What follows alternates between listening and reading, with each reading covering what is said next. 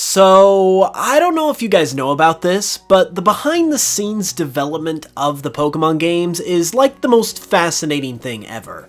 I love getting to learn about this stuff, and I love covering it here on the channel. That's why today we're going to be looking at the amazing origin stories behind some of the most iconic groups of Pokemon ever, including starter Pokemon, legendaries, mythicals, and more. These stories are incredibly fascinating, and they've been brought to us largely thanks to interviews that were translated by Did You Know Gaming and fellow Pokemon enthusiast Dr. Lava. So shout out to them, and they are both credited in the description if you want to check them out. With that said, let's go ahead and get into it.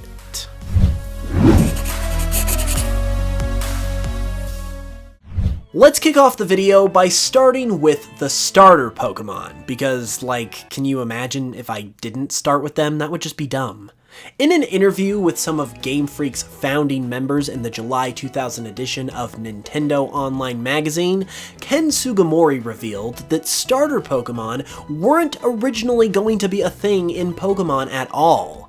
In the interview, Sugimori stated that, quote, choosing between 3 types of Pokemon at the start of the adventure also came about mid-development. It's pretty common for our games to change significantly during development. Even just for the beginning of the game, we must have changed it about 10 times. Sugimori also mentioned that the concept of types wasn't a thing until the middle of development either, and later mentioned in another interview that both Charmander and Venusaur in particular were initially designed without the concept of types, and the flame on Charmander's tail and the big plant on Venusaur's back were added afterwards to illustrate the types that these Pokemon had been given. Additionally, when the concept of starter Pokemon had eventually been created and settled upon, the 3 Kanto starters were designed by Atsuko Nishida, as she was brought in specifically to help create more cute Pokemon. In an interview published on Pokemon.com, Nishida stated that she created Bulbasaur, Charmander, and Squirtle by working backwards from their final forms, meaning that Charizard, Venusaur, and Blastoise had been created first.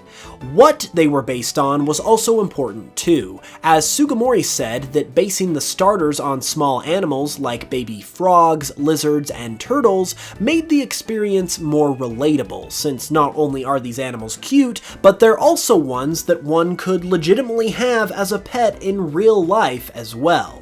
Overall, to think that one of the central pillars of Pokemon, the starters, and not to mention their types on top of that, wasn't something that even existed until the games were about halfway completed is crazy to think about, but it was certainly a move that was for the best, as the idea helped to propel Pokemon into what it is today.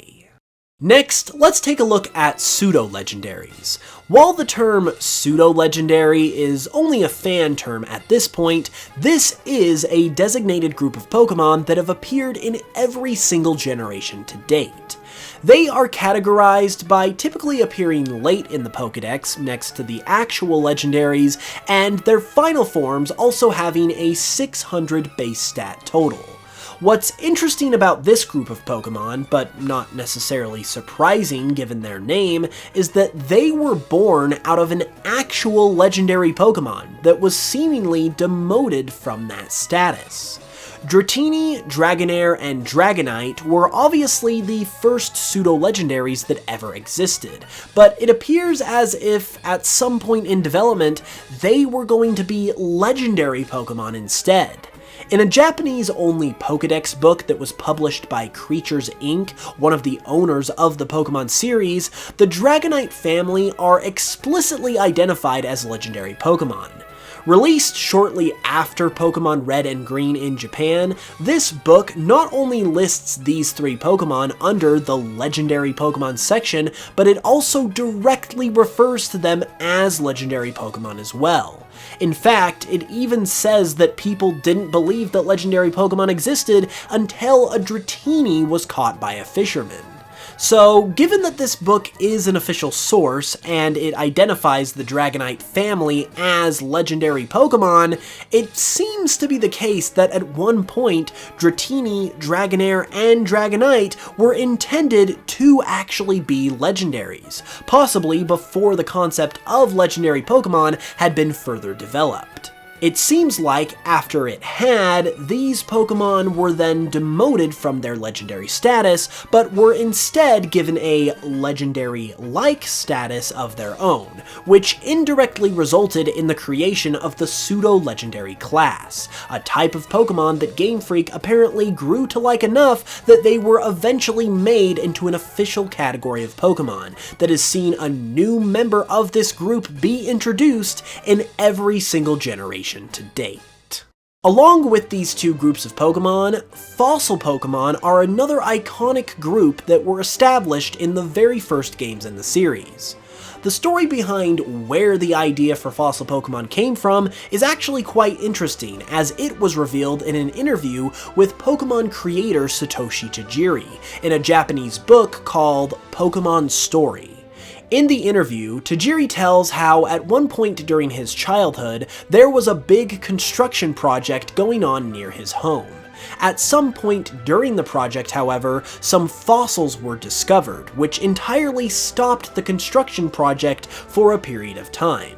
While this was going on, and these fossils were being excavated, Tajiri would sneak onto the site of the construction project to look for fossils of his own, and that childhood experience is what later inspired Tajiri to add fossil Pokémon to the games.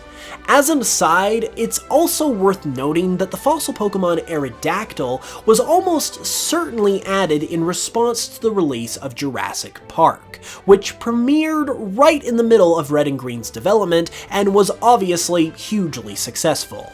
Aerodactyl is also revived via the Old Amber, which is exactly what the dinosaurs in Jurassic Park are revived from as well. This isn't even the only time that Jurassic Park has been referenced in relation to fossil Pokémon though, as it was heavily referenced in the fossil restoration area in Pokémon Sun and Moon, where the NPC who revives your fossils tells you about a park for revived fossil Pokémon that he wishes to open someday. This obvious reference is even actually somewhat of a double reference though, because it's made in the Alola games, with Alola being based on Hawaii, which is where the first Jurassic Park movie was actually filmed. Since we talked about Pseudolegendaries earlier, I guess we better get around to discussing Legendaries as well. The origins of legendary Pokémon are especially interesting because, believe it or not, they're actually tied to the origins of version-exclusive Pokémon as well, making this a kind of 2-for-1 entry. The earliest iteration of legendary Pokémon dates all the way back to when Pokémon was still known as capsule monsters, which was over 30 years ago, if you can believe it, right around the year 1990, when Pokémon first began development. In the pitch for Pokémon that was presented to Nintendo by Game Freak, it included a hypothetical story about how Pokémon would work upon release, and in that story, it says, quote, "The roster of over 200 types of monsters includes creatures that you won't necessarily encounter, creatures who will choose not to ally with you, and creatures who you'll miss the chance to encounter entirely, and thus never be able to catch. My friends and I call these Mirage Monsters." In order to catch just one of these Mirage Monsters, players of a certain level have to spend an average of 2 hours wandering around a particular area. This concept seems to have been a precursor to the legendary Pokémon we know today, as just like Legendaries, Mirage Monsters were also extremely rare creatures who you might miss the chance to catch entirely if you're not careful. What's especially interesting about this origin point for Legendaries, however, is that it seems that legendary Pokémon were originally going to be the main trade incentive for the games instead of version exclusives, as the hypothetical story in the pitch describes how you would have to trade with people in order to get the Mirage Monsters who chose not to ally with you. Obviously, however, this concept was eventually scrapped, and as for what did end up promoting trading, which was the version exclusive mechanic, that was the idea of none other than Shigeru Miyamoto. Miyamoto was a mentor for Tajiri during the development of the first Pokemon games, and it was him who suggested the games be released as a pair, with exclusive Pokemon in each game in order to incentivize and promote trading, as this hadn't been a part of the original pitch that Game Freak had presented to Nintendo. Even though the two-version mechanic was immensely successful, obviously, and is a big reason why Pokemon became what it is today, I actually think I like the original idea better of trading legendaries that others may have not been able to encounter, because I feel like that just adds that much more intrigue to the concept. But ultimately, for both legendaries and version exclusives, it obviously ended up working out for the best regardless. Finally, let's take a look at the origin of mythical Pokemon and what inspired them. The first ever mythical Pokemon was Mew, so the origins of this group of Pokemon lie with it. In the aforementioned interview that Satoshi Tajiri did as a part of the Pokemon storybook, Tajiri revealed the origins of Mew, and that the concept of it was his idea.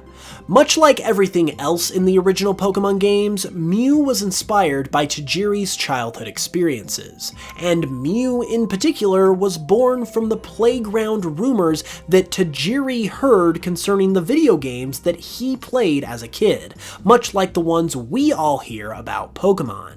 As a kid, Tajiri was a big player of Xevious and Space Invaders, and various rumors about those games made their rounds in the same way that Pokemon rumors do.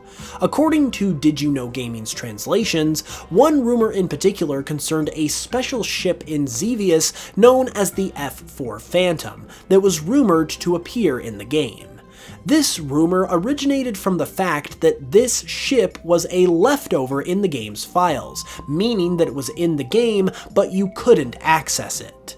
This inspired Tajiri to create Mew in the same way, as a Pokemon that would be in the game, but you couldn't access it, providing the perfect fuel for rumors to be spread, in just the same way they were for the games that he played.